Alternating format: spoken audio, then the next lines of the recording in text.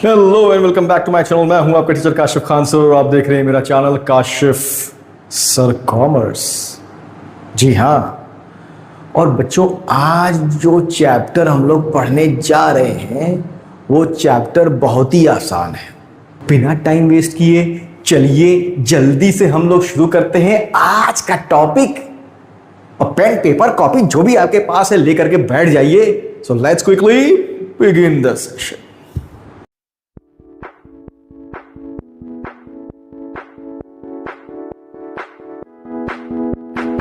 सारी हमारी प्रॉब्लम्स आ रही थी, ठीक है, कंट्री में हमारे बहुत सारी प्रॉब्लम आ रही थी, पूरी दुनिया में पूरे वर्ल्ड में बहुत सारी प्रॉब्लम आ रही थी। हम जो है वो आसानी से चीजों को खरीद नहीं सकते थे और ना बेच सकते थे।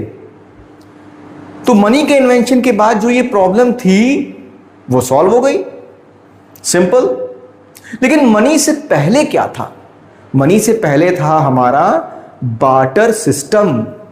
क्या था मनी से पहले? मनी से पहले था हमारा बार्टर सिस्टम। बार्टर सिस्टम को हम कह ले barter system, meaning of barter economy. Barter economy कह लें या बार्टर सिस्टम कह लें, एक ही है। अब बार्टर इकोनॉमी या बार्टर सिस्टम का जो डेफिनेशन है वो आपकी बुक में दिया है, मुझे यहां बोर्ड पे लिखने की जरूरत नहीं है, ठीक है, बुक से पढ़ लेना भैया। मेरा काम है सिर्फ आपको बताना कि बार्टर सिस्टम था क्या exactly. Commodity to commodity exchange, commodity to commodity exchange. क्या था बार्टर सिस्टम का काम? Commodity to commodity exchange, exchange of any particular commodity, that is barter system. ठीक है, हमको चाहिए चावल, ठीक है, हमको क्या चाहिए? चावल। अगले को क्या चाहिए? व्हीट। हमने चावल मांगा, उसने हमसे व्हीट मांगा, ठीक है। हमने उसको गेहूं दिए, उसको गेहूं चाहिए थे, हमको चावल चाहिए था, हम लोगों ने आपस में एक्सचेंज कर लिया। इसी को कहते हैं बार्टर सिस्टम।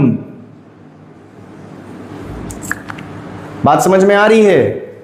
हमको चाहिए थे 5 हाथी, उसको चाहिए थे 10 घोड़े। हमारे पास 20 घोड़े थे, हमने 10 घोड़े उसको दे दिए। उसके पास 10 हाथी थी, उसने कहा लो 5 हाथी हमसे ले लो। क्या है ये? एक्सचेंज। तो एक्सचेंज सिस्टम जो था वही था हमारा बार्टर सिस्टम, ठीक है, वही था हमारा बार्टर इकोनॉमी। बात समझ में आ रही है बच्चों? अब बार्टर सिस्टम में एक प्रॉब्लम थी, बार्टर सिस्टम में एक प्रॉब्लम थी। वो प्रॉब्लम ये मैं यहां लिख रहा हूं, लैक ऑफ को इंसिडेंस ऑफ वांट्स, ये प्रॉब्लम थी। अब ये क्या है? ये क्या है सर?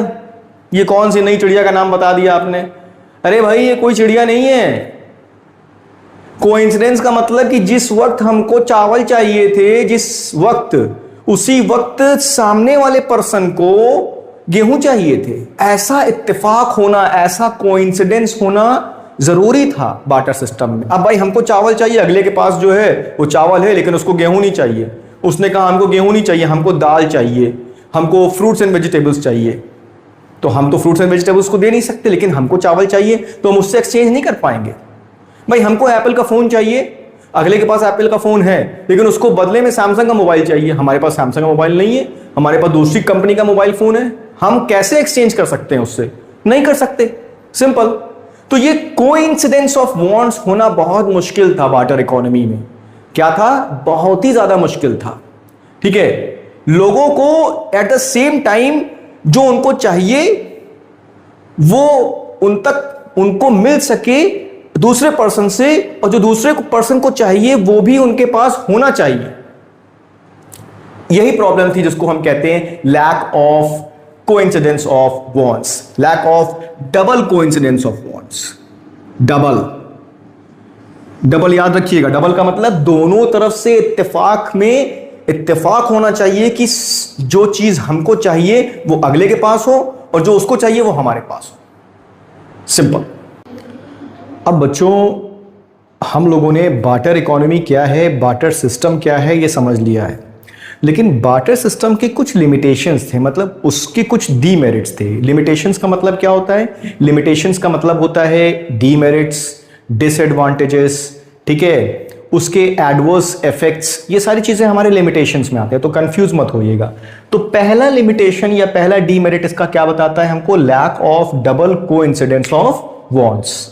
ठीक है, डबल कोइंसिडेंस मैंने अभी शुरुआत में आपको बताया कि डबल कोइंसिडेंस ऑफ बॉन्ड्स का मतलब कि एग्जैक्टली जिस वक्त हमको जो चीजें चाहिए, जो कमोडिटी चाहिए, वो कमोडिटी हमको सामने वाले पर्सन से मिल तो जाएंगी, लेकिन सामने वाले पर्सन को जो कमोडिटी हमसे चाहिए वो उसी वक्त हमारे पास भी होना जरूरी है। मतलब एक्सचेंज दोनों का आसानी से हो सके। तो ये प्रॉब्लम जो है वो हमें बार्टर सिस्टम में फेस करनी पड़ती थी। मतलब डबल कोइंसिडेंस होना बहुत जरूरी होता था, ठीक है, कमोडिटी एक्सचेंज करने के लिए। नेक्स्ट पॉइंट है हमारा डीमेरिट का, lack of common measure of value. अब देखिए, आज की डेट में जो पैसा है, हमको मालूम है कि 100 रुपए में क्या चीजें हमको मिलेंगी। 100 रुपए में हमको एक कोल्ड ड्रिंक का बॉटल मिल जाएगा, फैंटा का, लिम्का का बड़ा बॉटल मिल जाएगा। हमको मालूम है कि 100 रुपीज हम खर्च करेंगे, हमको उसकी वैल्यू के बराबर की चीजें हमको मिल जाएंगी। हम 20,000 रुपए खर्च करेंगे, हमको मालूम पड़ेगा हमें कौन सा मोबाइल फोन मिल जाएगा। हम 50,000 खर्च करेंगे, हमको यह मालूम पड़ेगा हमें कौन सा लैपटॉप मिल जाएगा, कौन सा मोबाइल फोन मिल जाएगा, कौन सा टीवी मिल जाएगा। बट उस टाइम में कमोडिटी टू कमोडिटी एक्सचेंज होता था, तो उनकी वैल्यू को मेजर कर पाना बहुत मुश्किल होता था। मतलब जैसे कि सपोज मैंने एग्जांपल दिया कि हमको जो है वो 10 घोड़े चाहिए और सामने वाले पर्सन को जो है जिससे हम एक्सचेंज करना चाह रहे हैं उसको जो है वो 5 हाथी चाहिए, ठीक है। तो हमने उससे हाथी और घोड़े में एक्सचेंज कर लिया। क्या 10 घोड़ों की जो वैल्यू है वो 5 हाथियों के बराबर है? नहीं है। सामने वाले पर्सन को 5 किलो चावल चाहिए, हमको जो है वो 10 किलो गेहूं चाहिए। हमने जो है वो 10 किलो गेहूं लेकर के 5 किलो चावल उसको दे दिए। तो क्या वो वैल्यू जो है वो हम प्रॉपरली एग्जैक्टली मेजर कर सकते हैं? क्या वो वैल्यू जस्टिफाइड होगी? नहीं। ये तब होती जब पैसा होता। तो उस जमाने में पैसों की शॉर्टेज थी, उस जमाने में पैसों की का इन्वेंशन नहीं हुआ था। लोग पैसों की जगह पर जो है वो कमोडिटी को एक्सचेंज करते थे। फिर उसके बाद जो है वो लोगों ने जो एनिमल्स के स्किन थे, एनिमल्स की चमड़ी, उसको एज अ करेंसी यूज करना शुरू किया। उससे चीजों को वो खरीदते थे, ठीक है। ज्वेलरी को देकर के वो चीजों को खरीदते थे। जब पैसों का इन्वेंशन नहीं हुआ था तब, ये प्रिमिटिव एज की बात मैं आपको बता रहा हूं, ठीक है, शुरुआती दौर की, अर्ली एज की, अर्ली ह्यूमंस की। Next, lack of deferred payments. Third point हमारा ये कह रहा है डिफर्ड पेमेंट्स। डिफर्ड पेमेंट्स का मतलब क्या होता है? डिफर्ड का मतलब फ्यूचर पेमेंट्स। अब देखिए, आज की डेट में पैसा हमारे पास है तो हम आज क्या कर सकते हैं? आईफोन खरीद सकते हैं ईएमआई पे, सैमसंग का फोन ले सकते हैं S26 अल्ट्रा ईएमआई पे, वीवो का X200, X300, जो भी सीरीज आई है, कोई सा भी फोन है, कोई सा भी लैपटॉप है, कोई सा भी टीवी है, फ्रिज है, हम आसानी से ईएमआई पे खरीद सकते हैं, कार फाइनेंस करा सकते हैं। ये क्या है? हम अभी खरीद रहे हैं लेकिन उसका पेमेंट जो है वो धीमे धीमे हम आसानी से फ्यूचर में कर सकते हैं। या हम किसी से आज की डेट में कुछ उधार लेते हैं तो हम उसको जो है वो फ्यूचर में पैसा दे सकते हैं, थोड़ा थोड़ा करके भी, एक साथ भी दे सकते हैं। लेकिन ये चीजें उस टाइम नहीं थी। फ्यूचर पेमेंट का कोई सिस्टम ही नहीं था, क्योंकि हम जो चीजें एक्सचेंज करेंगे वो एट द सेम टाइम करेंगे। फ्यूचर का कोई सिस्टम ही नहीं है, फ्यूचर का कोई सेटलमेंट ही नहीं कर सकते हम फ्यूचर में सारी चीजों का।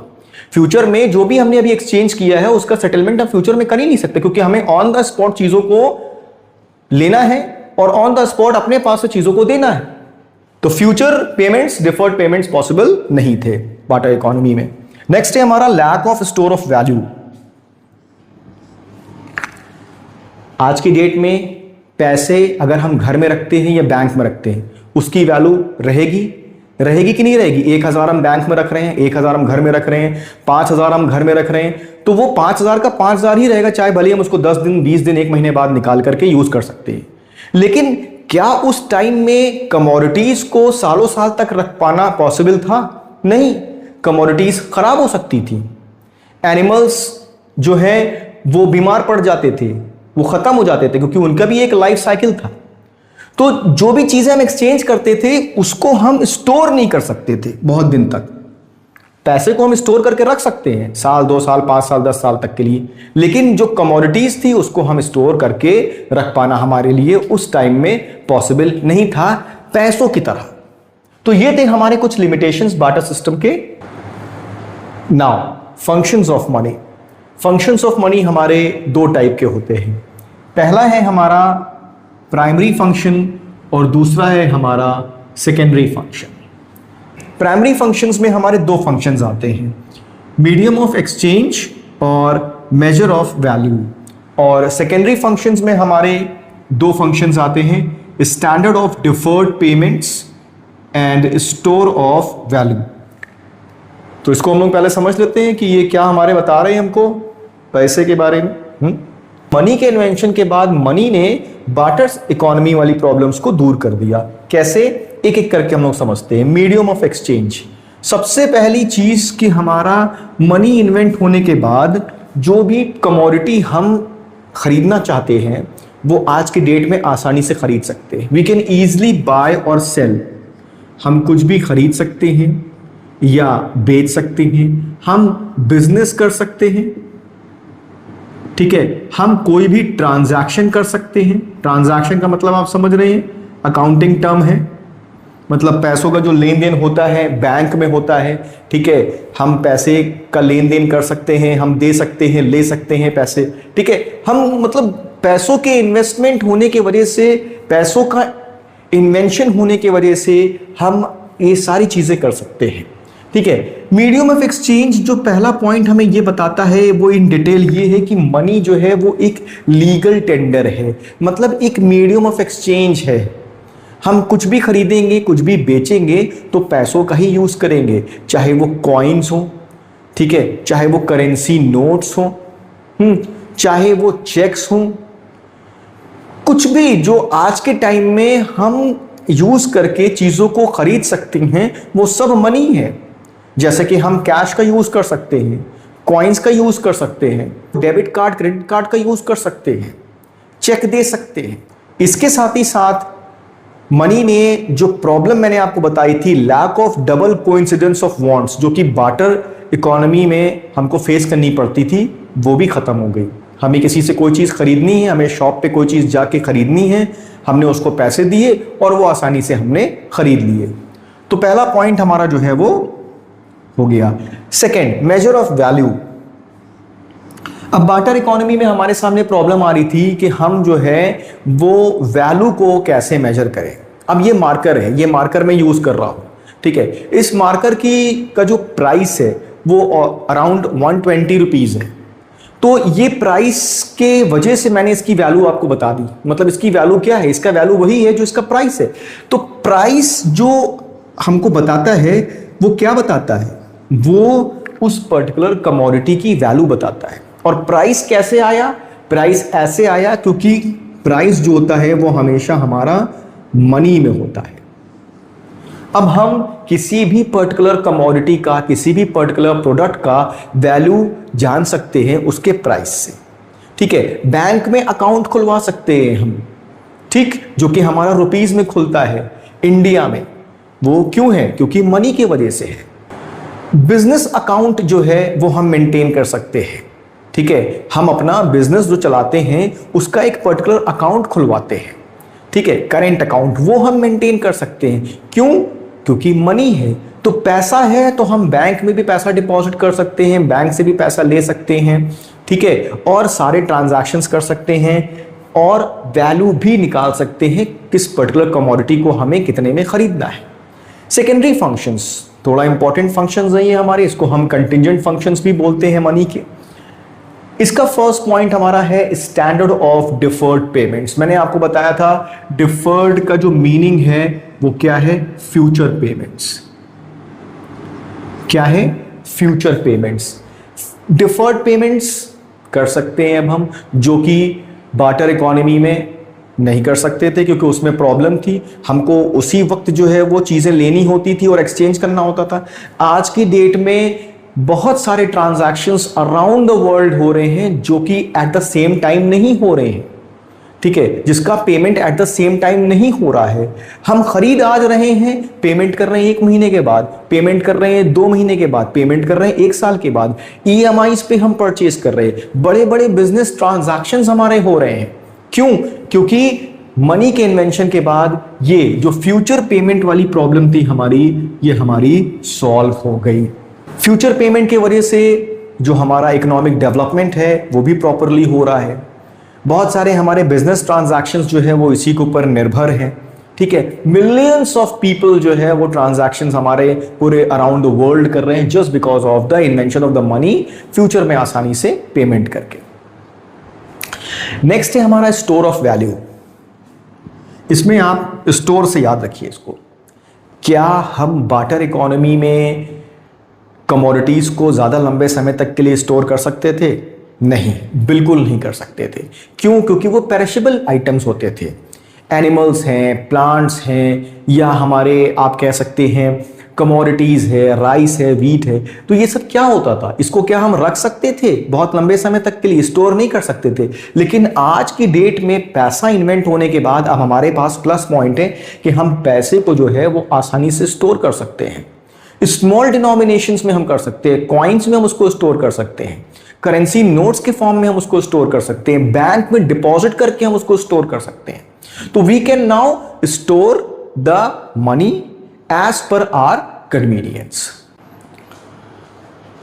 फंक्शंस के बाद अब हम लोग समझ लेते हैं कि मनी का डेफिनेशन क्या है। मनी का डेफिनेशन कुछ भी नहीं है, जो फंक्शंस हम लोग ने पढ़े हैं बस उसी को आप सम अप कर दीजिए, ये सारे पॉइंट्स आपको मिलेंगे। Anything which is generally accepted, कोई भी ऐसी चीज जो कि जनरली एक्सेप्टेड हो, मतलब इन जनरल टर्म्स में उसको हम आसानी से एक्सेप्ट कर सकते हो, ठीक है, हम भी एक्सेप्ट कर सकते हो और जिसको हम दे रहे हैं वो भी एक्सेप्ट कर सकता हो, और उसके साथ साथ उसको हम एक्सचेंज कर सकते हो। एक्सचेंज का मतलब हम उससे कुछ भी चीजें खरीद सकते हो और बेचने के बाद हमें वो चीजें मिल सकें in the form of money. दूसरा, हम उसकी वैल्यू मेजर कर सकते हो। थर्ड, स्टोर ऑफ वैल्यू, मतलब हम उसको रख सकते हो, हम मनी को रख सकते हो, कॉइन्स को या करेंसी नोट्स को। और fourth, means for standard of deferred payments, और फ्यूचर में पेमेंट्स हम कर सकते हो। तो ये सारी चीजें सम अप करके हमारी जो है वो मनी की डेफिनेशन बन जाती है। अगर मनी की डेफिनेशन एग्जाम में लिखने को आती है तो आपको ये ध्यान में रखना है कि आपको फंक्शंस को जो है वो सम अप कर देना है, आपकी मनी की डेफिनेशन बन जाती है। अब लीगल डेफिनेशन ऑफ मनी क्या कह रहा है? मनी की एक लीगल डेफिनेशन है। मनी की लीगल डेफिनेशन ये है कि money is what the law says is money. मतलब जो लॉ हमें बताता है, जो लॉ हमें बताता है ये पैसा है, तो इसका मतलब कि वो पैसा है। लॉ अगर हमें बताता है कि ये करेंसी नोट है तो वो करेंसी नोट है, और अगर लॉ हमसे कह देता है कि वो करेंसी नोट नहीं है तो वो करेंसी नोट नहीं है।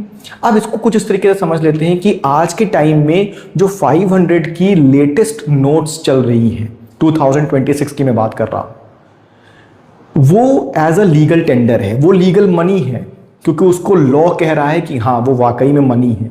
लेकिन जो पुराने 500 नोट्स थे जो कि हमारे प्राइम मिनिस्टर जी ने उसको as a legal tender use करने के लिए मना कर दिया, वो आज की डेट में एज अ लीगल टेंडर नहीं है। मतलब उसको हम मनी की तरह यूज नहीं कर सकते। क्यों नहीं यूज कर सकते? क्योंकि उसको लॉ जो है वो एज अ मनी नहीं कह रहा है। अगर लॉ हमसे एक पीस ऑफ पेपर को भी कह देता है कि ये इसको आप मनी की तरह यूज कर सकते हैं, कोई ऐसा लॉ निकल आता है, तो हम उसको मनी की तरह यूज करेंगे और वो मनी की तरह सब लोग एक्सेप्ट करेंगे, उसको लेन देन में, ट्रांजैक्शन में उसका यूज किया जाएगा। अब ये जो लीगल डेफिनेशन ऑफ मनी है ये मैंने आपको बताया। इसमें हमारा लीगल टेंडर क्या है? लीगल टेंडर भी मैंने आपको बता दिया। लीगल टेंडर हमारे दो टाइप के होते हैं। एक होता है हमारा लिमिटेड लीगल टेंडर, ठीक है, लिमिटेड। एक होता है हमारा लिमिटेड लीगल टेंडर और दूसरा होता है हमारा अनलिमिटेड लीगल टेंडर।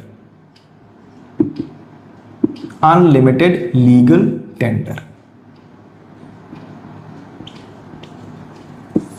अब इसको समझ लीजिए, लिमिटेड लीगल टेंडर का मतलब हमारा वो पैसा जो कि हम एक्सेप्ट तो करेंगे लेकिन उसकी एक लिमिट होगी। जैसे कि कॉइन्स, अब हमारे जो कॉइन होते हैं 1 रुपी कॉइन, उसके नीचे का कोई भी कॉइन अगर हमको देगा तो हम उसको एक्सेप्ट नहीं करेंगे। 1 रुपी का कॉइन एटलीस्ट होना चाहिए। और 1000 रुपए के ट्रांजैक्शन तक ही हम 1000 रुपए के ही लेन देन के लिए ही, मतलब 1000 रुपए तक के, अप टू 1000 रुपीज तक का जो अमाउंट होगा उतने अमाउंट तक के लिए ही हम जो है वो सिर्फ 1 रुपी का कॉइन यूज कर सकते हैं ट्रांजैक्शन के लिए। उसके ऊपर का अगर अमाउंट जाता है तो हम डिनाई कर सकते हैं कि हम जो है वो किसी भी डेट को या किसी भी जो अमाउंट को हमें एक्सेप्ट करना है वो हम नहीं करेंगे, क्योंकि 1000 रुपए का अमाउंट ओवर हो गया है। ऐसा मैं क्यों कह रहा हूं? ऐसा एक एक्ट कह रहा है। कौन सा एक्ट है? सुन लीजिए, वो एक्ट है as per coinage act 2011। Coinage act 2011, ये एक्ट वो कहता है कि 1000 रुपए के ऊपर का जो अमाउंट होगा वो 1 रुपी के कॉइन्स में हम नहीं लेंगे, नहीं एक्सेप्ट किया जाएगा। सिर्फ 1000 रुपए तक का अमाउंट हम ले सकते हैं। दूसरा है हमारा, फर्स्ट हमारा क्लियर हो गया लिमिटेड लीगल टेंडर। दूसरा है हमारा unlimited legal tender. Unlimited legal tender हमारा वो होता है जिसको कि हम कहते हैं करेंसी नोट्स। ठीक है, करेंसी नोट्स हमारा अनलिमिटेड लीगल टेंडर है। अगर हमें कोई भी पेमेंट करना है और हम करेंसी नोट्स में कर रहे हैं तो उसकी कोई लिमिटेशन नहीं है। हम जो है वो कितने भी अमाउंट का जो है वो पेमेंट ले सकते हैं, दे सकते हैं करेंसी नोट्स में, जो कि, और वो करेंसी नोट्स जो कि हमारी कंट्री में परमिसेबल है, जो कि हमारे लॉ ने जो है वो उसको एज अ मनी बताया है। ये आते हैं हमारे लीगल टेंडर में। किस में आते हैं? लीगल टेंडर में। मैंने लीगल टेंडर आपको बता दिया, ठीक है। अब एक आता है हमारा non legal tender. Non legal tender, non legal tender क्या होता है हमारा? नॉन लीगल टेंडर का मतलब ये होता है कि वो चीजें जो कि हमारी जनरली एक्सेप्टेबल तो होती हैं किसी भी ट्रांजैक्शन के लिए, जैसे कि हम कह सकते हैं चेक, डिमांड ड्राफ्ट, चेक, ये सब चीजें हमारी जनरली एक्सेप्टेबल तो हैं, लेकिन हमको कोई फोर्स नहीं कर सकता। ये हमारे ऊपर डिपेंड करता है कि हम कोई भी पेमेंट जो है वो एक्सेप्ट कर रहे हैं, वो हम चेक में, अगर हमारी मर्जी है तो ही हम चेक में उसको एक्सेप्ट करेंगे, वरना हम चेक में उसको एक्सेप्ट नहीं करेंगे। हम कैश भी मांग सकते हैं, तो हमारे ऊपर कोई थोप नहीं सकता है उसको। ठीक है, ये फर्स्ट हो गया और ये सेकंड हो गया। हमारे ऊपर वो उसके लिए कोई प्रेशराइज नहीं कर सकता हमको। Now our next topic is bank money. अब बच्चों, बैंक मनी जो है वो कोई नया टॉपिक नहीं है। बैंक मनी का मतलब हम अगर सिंपली इसका वर्ड से मीनिंग डिराइव करें तो क्या होता है? वो पैसा जो कि हमारा बैंक में है, ठीक है, मतलब जो बैंक में पैसा होता है उसी को हम बैंक मनी बोलते हैं। और बैंक में हमारा कौन सा पैसा होता है? बैंक में हमारा वो पैसा होता है जो कि हमारा डिपॉजिट के फॉर्म में होता है। डिपॉजिट का नाम आप लोगों ने सुना है ना, डिपॉजिट। उसी के आगे लगा दीजिए डिमांड डिपॉजिट। ठीक है, डिमांड डिपॉजिट जो कि सारे कमर्शियल बैंक्स के पास होता है। कमर्शियल बैंक्स और सेंट्रल बैंक, इसका मैं फर्क आपको थोड़ा सा बता देता हूं, बाकी नेक्स्ट चैप्टर में डिटेल में बताऊंगा। कमर्शियल बैंक्स वो जहां पर हम पैसा जमा करते हैं, ठीक है, जहां पर हम आसानी से जा सकते हैं। और सेंट्रल बैंक जो है वो कंट्री में एक ही होता है जो कि सारे बैंक्स को रेगुलेट करता है, वो सारे बैंकों का बैंक होता है। जैसे कि हमारा बैंक जो है वो कोई भी कमर्शियल बैंक हो सकता है, HDFC bank, SBI, Canara bank, bank of Baroda, कोई सा भी बैंक जहां हम जाते हैं बैंक में पैसा जमा करने, वो क्या है हमारा? वो हमारा कमर्शियल बैंक है। लेकिन सेंट्रल बैंक में हम नहीं जा सकते क्योंकि वो सारे बैंकों का बैंक है।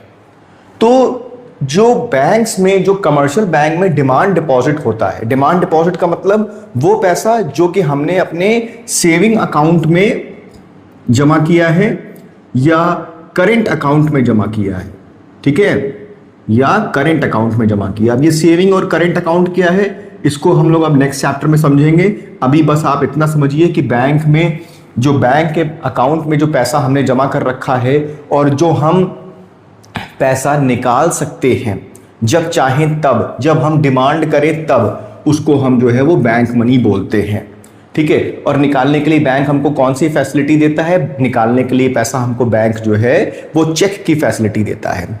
और ये हमारा नॉन लीगल टेंडर मनी भी होता है। नॉन लीगल टेंडर मनी का मतलब कि ऑप्शनल मनी होता है, मतलब बैंक से पैसा जो हम निकालते हैं चेक के थ्रू वो ऑप्शनल होता है। ठीक है, मतलब किसी को पेमेंट करने के लिए हम चेक का यूज कर सकते हैं और अगर उसने मना कर दिया तो हम उसको फोर्स भी नहीं कर सकते। तो ये हो गया हमारा bank money. Now money supply. बच्चों मनी सप्लाई जो है वो बहुत ही इंपॉर्टेंट टॉपिक है हमारे इस चैप्टर का। अभी तक तो हम लोगों ने जो भी टॉपिक्स पढ़े वो काफ़ी इजी थे, बेसिक कॉन्सेप्ट थे, लेकिन मनी सप्लाई में से क्वेश्चंस भी पूछे जाते हैं और ये टॉपिक में से हमारे जो है वो वाइवा में भी क्वेश्चन पूछे जाते हैं। तो बहुत ही ध्यान से इस टॉपिक को आप समझिएगा जो मैं आपको बताने जा रहा हूँ। मनी सप्लाई क्या है? हमारा मनी सप्लाई का मतलब है हमारा टोटल वॉल्यूम ऑफ मनी, मतलब जितना पैसा पब्लिक के पास होता है, total volume of money held by public. Public के पास जितना पैसा होता है at a particular point of time, एक पर्टिकुलर टाइम पर, ठीक है, in an economy. In an economy का मतलब एक पर्टिकुलर कंट्री की हम यहां पर बात कर रहे हैं। किसी कंट्री में ही तो इकोनॉमी होगी, तो किसी इकोनॉमी में एक पर्टिकुलर टाइम पर जो टोटल वॉल्यूम ऑफ मनी जो पब्लिक के पास है उसको हम क्या बोलेंगे? उसको हम मनी सप्लाई बोलेंगे। ठीक है, अब पब्लिक के पास जो है वो पैसा दो फॉर्म में हो सकता है। पब्लिक के पास पैसा जो है वो हमारा कैश कॉइन्स के फॉर्म में भी हो सकता है और बैंक के फॉर्म में भी हो सकता है। हम यहाँ पर इसको सिंपल करने के लिए यहाँ पे आपके लिए लिख देते हैं cash plus coins plus bank. ठीक है, मतलब सिंपल करने के लिए ये आपका मेन आपको लिखना नहीं है मनी सप्लाई में, लेकिन मनी सप्लाई को समझने के लिए मैंने इसको सिंपल कर दिया है कि वो सारा पैसा जो कि किसी इकोनॉमी में पब्लिक के पास है और वो कैश के फॉर्म में है, कॉइन के फॉर्म में है और बैंक के फॉर्म में है। सपोज कर लीजिए कि मैं जो हूँ वो पूरी इकोनॉमी का पब्लिक हूँ। ठीक है, मेरे पास कैश में कुछ पैसा पड़ा हुआ है। सपोज मेरे पास कैश में 10 रुपीज़ पड़ा हुआ है घर पे। ठीक है, मतलब करेंसी नोट्स में। कुछ कॉइन्स में मेरे पास पड़ा है, सपोज 2 रुपीज़ मेरे पास घर में कॉइन्स में पड़ा हुआ है और 100 रुपीज़ जो है वो मेरे पास बैंक में पड़ा हुआ है। तो इन सब को हमने टोटल किया तो कितना आ रहा है? 112 रुपीज़। तो ये जो 112 रुपीज़ है ये टोटल मनी हो गया इस पब्लिक के पास। मैं हूँ पब्लिक, ठीक है, तो मेरे पास जो है वो ये टोटल 112 रुपीज़ जो है वो हो गया। तो that is the money supply. ठीक है, अब हम लोग समझेंगे कि मनी सप्लाई के फीचर्स क्या है। ये टॉपिक बहुत ही इंपॉर्टेंट है, इसलिए मैं इसमें थोड़ा सा टाइम लूँगा और आपको ये टॉपिक पूरी तरीके से कंप्लीट कराऊंगा। अब देखिए फीचर्स में सबसे पहला पॉइंट कह रहा है हमारा money held by public in an economy. बाकी मैंने मीनिंग इसका लिख दिया था तो आप समझ लीजिएगा। Money, total money held by the public at a particular time in an economy. तो ये पब्लिक का मतलब क्या हो गया? पब्लिक का मतलब क्या हो गया? पब्लिक का मतलब मनी यूजिंग पीपल, वो लोग जो कि पैसे को यूज करते हैं। ठीक है, अब ये पब्लिक में आ गया हमारा बिजनेसमैन। ठीक है, पब्लिक में आ गया हमारा बिजनेसमैन एंड इंडिविजुअल्स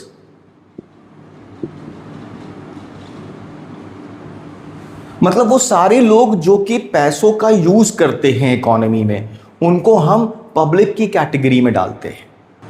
और इसमें जो है वो हमारे मनी प्रोड्यूसिंग सेक्टर्स नहीं आते हैं। ये किस में आते हैं? ये मनी यूजिंग सेक्टर में आते हैं। दे कम इन मनी यूजिंग सेक्टर। ठीक है, और इसमें कौन नहीं आते हैं? Money producing sector. Money producing sector ये इसमें नहीं आते हैं।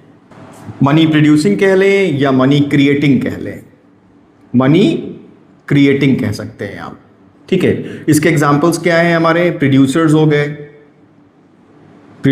गए, मनी सप्लायर्स हो गए, मनी सप्लायर्स, ये सब इसकी कैटेगरी में नहीं आएंगे। इसकी कैटेगरी में कौन आएंगे? Money using sectors. Money using sector में जो लोग होते हैं जैसे कि बिजनेसमैन और इंडिविजुअल्स, वो हमारे मनी सप्लाई में आएंगे, और जो मनी प्रोड्यूसिंग सेक्टर्स हैं वो हमारे इसमें नहीं आएंगे। दूसरा पॉइंट क्या कहता है? दूसरा पॉइंट ये कहता है कि ये हमारा एक स्टॉक कॉन्सेप्ट है। स्टॉक कॉन्सेप्ट मतलब मनी सप्लाई हमारा एक स्टॉक कॉन्सेप्ट है। अब ये स्टॉक कॉन्सेप्ट क्या होता है सर? जरा इसका मीनिंग भी हमको आप बता दीजिए। स्टॉक कॉन्सेप्ट का मतलब होता है बच्चे कि हमारा जो है ये एक पर्टिकुलर टाइम के हिसाब से होता है, एक पर्टिकुलर टाइम के हिसाब से होता है। अभी मैंने मीनिंग में बताया ना आपको कि ये एक पर्टिकुलर टाइम पीरियड के लिए होता है, एक पर्टिकुलर पॉइंट ऑफ टाइम के लिए होता है, ठीक है। तो इसलिए इसको हम स्टॉक कॉन्सेप्ट बोलते हैं। अब बच्चों हम लोग पढ़ लेते हैं कंपोनेंट्स ऑफ मनी सप्लाई। मतलब मनी सप्लाई के जो कंपोनेंट्स हैं वो हमें क्या बताते हैं, मतलब किन चीज़ों को मिला करके हमारा टोटल मनी सप्लाई बनता है, ठीक है। तो पहला कंपोनेंट है हमारा करेंसी विद पब्लिक। अभी मैंने शुरू में आपको बताया करेंसी विद पब्लिक का मतलब पब्लिक के पास जितना भी पैसा है। तो इसमें क्या क्या आता है हमारा? इसमें हमारे कॉइन्स आते हैं, ठीक है। कॉइन्स की अगर हम बात कर लें तो हमारा 10 रुपीज़ का कॉइन्स होता है, 5 रुपीज़ का होता है, ठीक है, 2 रुपीज़ का होता है और 1 रुपी का होता है। ये सारे कॉइन्स इसमें आते हैं। करेंसी नोट्स आती हैं इसमें, ठीक है, करेंसी नोट्स। करेंसी नोट्स में हमारी जो भी हमारी करेंसी नोट्स होती हैं जैसे कि हमारी 500 की नोट्स हो गई, ठीक है, हमारी 200 की नोट्स हो गई, हमारी 100 की नोट्स हो गई, ये सब इसमें आती हैं। करेंसी नोट्स को हम लोग क्या बोलते हैं? हम लोग फियाट मनी भी बोलते हैं। फियाट मनी क्या होता है हमारा? फियाट मनी बच्चे हमारा होता है लीगल टेंडर। लीगल टेंडर का मतलब the money which is approved by the law that it will be considered as money। मतलब मनी वो ऐसा पैसा जो कि लॉ ने अप्रूव किया है कि हाँ उसको हम पैसे की तरह यूज कर सकते हैं और इकोनॉमी में सारे ट्रांजैक्शन सारे पेमेंट हम उससे कर सकते हैं और वो जनरली एक्सेप्टेबल भी होगा। कहने का मतलब इन सिंपल वर्ड्स में कि वो पैसा जो कि मार्केट में चल रहा है और आसानी से जो है वो हम उसको यूज कर पा रहे हैं और हर इंसान हमसे ले भी सकता हो और किसी से हम भी ले सकते हैं, उसको फियाट मनी बोलते हैं। उसको लीगल टेंडर मनी बोलते हैं जो कि जनरली हर जगह एक्सेप्टेबल होता है। अब आते हैं डिमांड डिपॉजिट विद बैंक्स। अब डिमांड डिपॉजिट विद बैंक में हमारा क्या आता है? सेविंग डिपॉजिट्स, सेविंग अकाउंट में जो पैसे हैं हमारे, प्लस जो हमारे करेंट अकाउंट में है, ठीक है। इसको हम कंबाइन कर दें, ऐड कर दें तो हमारा डिमांड डिपॉजिट बन जाता है। डिमांड डिपॉजिट का मतलब वो पैसा जो कि हमने बैंक में जमा किया है और बैंक हमको हमारी डिमांड पर वो पैसा हमको देगा जब हम बैंक से उस पैसे को मांगेंगे तब, इसीलिए उसको डिमांड डिपॉजिट बोलते हैं। अब सेविंग अकाउंट क्या होता है? इन सिंपल टर्म्स वो पैसा जो कि हम अपने सेविंग करने के लिए रखते हैं, हफ्ते में 2 या 3 बार हम पैसा निकाल सकते हैं। करेंट अकाउंट क्या होता है? ये वो अकाउंट होता है जो हम बैंक में खुलवाते हैं। बैंक में हम ये अकाउंट भी खुलवाते हैं और ये अकाउंट भी खुलवाते हैं, लेकिन फर्क ये होता है कि ये अकाउंट जो है वो सब लोग नहीं खुलवाते, ये अकाउंट सब लोग खुलवाते हैं क्योंकि इसमें हमको सेविंग करना होता है, पैसा जमा करना होता है और हम कभी भी निकाल सकते हैं। करेंट अकाउंट क्या होता है? करेंट अकाउंट हमारा वो अकाउंट होता है जो कि बिजनेसमैन खुलाते हैं, उनके डेली ट्रांजैक्शन होते हैं, वो डेली पैसा जमा करते हैं, डेली पैसा पेमेंट करते हैं। तो इसमें पेमेंट, इसमें ट्रांजैक्शन की कोई लिमिट नहीं होती, लेकिन इसमें हमारी लिमिट होती है। हम दिन में हफ्ते में हम जो है वो 2-3 बार जो है वो ट्रांजैक्शन कर सकते हैं, 2-3 बार पैसा निकाल सकते हैं। तो ये सेविंग अकाउंट है, ये हमारा करेंट अकाउंट है। इन दोनों का कॉम्बिनेशन जो है वो हमारा डिमांड डिपॉजिट बनता है। तो डिमांड डिपॉजिट और करेंसी, ये दोनों का अगर हम कॉम्बिनेशन कर देते हैं, ऐड कर देते हैं, तो हमको क्या मिल जाता है? हमको मिल जाता है मनी सप्लाई। मतलब मनी सप्लाई के हमारे दोनों कॉम्पोनेंट्स हैं, ठीक है। मनी सप्लाई के मेजर्स क्या हैं ये हम लोग पढ़ लेते हैं। मनी सप्लाई के मेजर्स, अब देखिए टिल 1967 टू 67 और 68, मतलब 68 तक जो आरबीआई है, हमारा सेंट्रल बैंक ऑफ इंडिया, हमारा रिजर्व बैंक ऑफ इंडिया, वो narrow money of money supply use कर 1977 के बाद से, मतलब उसके 1977 के शुरुआत से हमारे 4 मेजर्स मनी सप्लाई के इंट्रोड्यूस किए गए। और वो 4 मेजर्स हमारे क्या क्या आते हैं? वो 4 मेजर्स हमारे हैं M1, M2, M3 और M4। मतलब 4 मेजर्स हमारे जो है वो मनी सप्लाई के शुरू किए गए। अब ये M1, M2, M3, M4 क्या है, इसको हम लोग समझ लेते हैं। ठीक है, सबसे पहले हम लोग समझेंगे M1 क्या है हमारा। M1 है हमारा currency held by public, currency held by public. Again वही करेंसी जो कि हमारे कैश प्लस कॉइन्स कह सकते हैं हम। ठीक है, ये आपको नहीं लिखना है, ये मैं आपको सिर्फ समझाने के लिए लिख रहा हूं, आपको सिर्फ ये लिखना है जो ऊपर का मैंने लिखा है।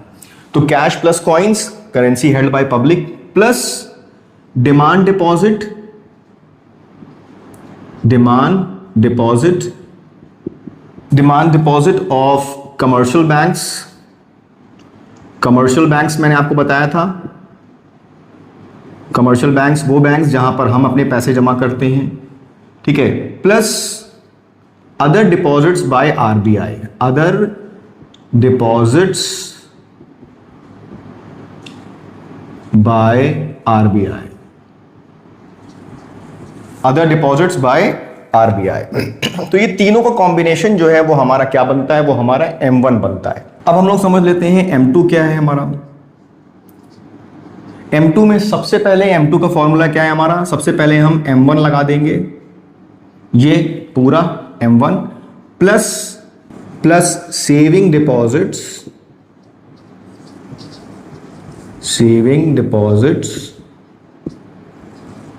With post office bank.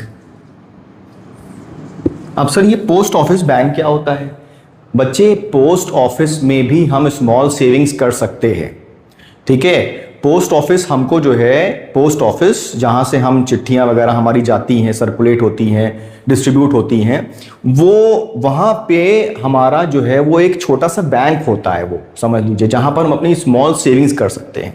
तो M2 क्या है हमारा? M1, हम लोग ने M1 ये समझा, plus saving deposit with post office banks. Saving deposit मतलब सेविंग अकाउंट हमारा पोस्ट ऑफिस में भी खुलता है। ठीक है, जहां पर हम स्मॉल सेविंग्स करते हैं, तो वो डिपॉजिट और प्लस M1 मिला देंगे तो हमारा क्या बन जाएगा? हमारा M2 बन जाएगा। अब सर हमको M3 भी बता दीजिए प्लीज। आपने M1 M2 बताया है तो M3 बता दीजिए। तो M3 है बच्चे हमारा, सबसे पहले हम फिर अगेन M1 लिखेंगे, plus net time deposits with banks. तो M3 क्या है हमारा? M1 plus net time deposit. अब ये टाइम डिपॉजिट क्या है सर? अभी तो आपने डिमांड डिपॉजिट बताया था, टाइम डिपॉजिट क्या है? बच्चे, टाइम डिपॉजिट वो होता है जो कि हमारा फिक्स्ड अकाउंट में हम पैसा जमा करते हैं, फिक्स्ड अकाउंट या अकरिंग अकाउंट, रिकरिंग अकाउंट। ठीक है, तो सर ये जरा हमको फिक्स्ड अकाउंट और रिकरिंग अकाउंट क्या होता है जरा ये बता दीजिए प्लीज। अब देखिए बच्चे, फिक्स्ड अकाउंट और रिकरिंग अकाउंट हमारा वो होता है जिसमें हम पैसे तो जमा करते हैं लेकिन एक पर्टिकुलर टाइम पीरियड के बाद ही पैसे निकाल सकते हैं, जैसे कि 1 साल, 6 महीने, 2 साल, 5 साल के बाद। उससे पहले हम पैसा नहीं निकाल सकते, उससे पहले हम पैसे नहीं निकाल सकते बच्चे। तो ये अकाउंट में जो भी डिपॉजिट्स हुए हैं वो बैंक में, मतलब वो प्लस M1 कर देंगे तो हमारा M3 आ जाएगा। ठीक है, अब सर हमको M4 भी बता दीजिए। M4 भी समझ लीजिए। M4 क्या है? M4 का फॉर्मूला है हमारा M3 plus total deposits with post office saving banks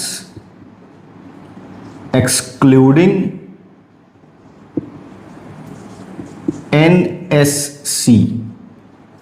अब पहले इसको समझ लेते हैं। M4 क्या है हमारा? M3, अभी हम लोगों ने M3 यहां पर समझ लिया, plus total deposit with post office saving banks. Post office saving bank का total deposit excluding NSC। NSC क्या होता है? National saving certificate. National saving certificate जो है वो एक स्मॉल सेविंग स्कीम होती है। नेशनल सेविंग सर्टिफिकेट हमारा एक स्मॉल स्कीम होता है, ठीक है, गवर्नमेंट के थ्रू होता है ये।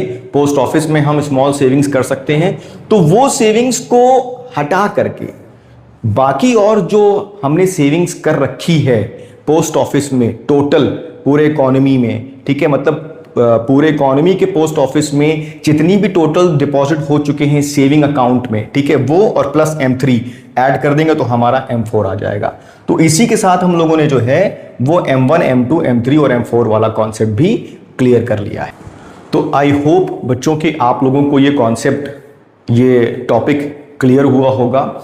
और कोई भी अगर ऐसा कंफ्यूजन होता है तो आप मुझे कमेंट सेक्शन में जो है वो बता सकते हैं, अपने सजेशंस भी दे सकते हैं। और प्लीज़ आप लोगों ने इतना सपोर्ट किया है, जितने भी मेरे सब्सक्राइबर्स हैं, जितने भी हैं इन नंबर्स, वो आप लोगों को पता ही होगा जिसने जिसने सब्सक्राइब किया है। तो जो भी मेरे सब्सक्राइबर्स हैं, मेरी उनसे रिक्वेस्ट है कि आप प्लीज़ मेरा वीडियो फुल देखा करें, ठीक है, आगे भी फॉरवर्ड किया करें, जिनको ज़रूरत है उन तक पहुंचाया करें। And thanks for subscription. Do subscribe my channel, do like my videos. Thanks for watching my video. Love you all.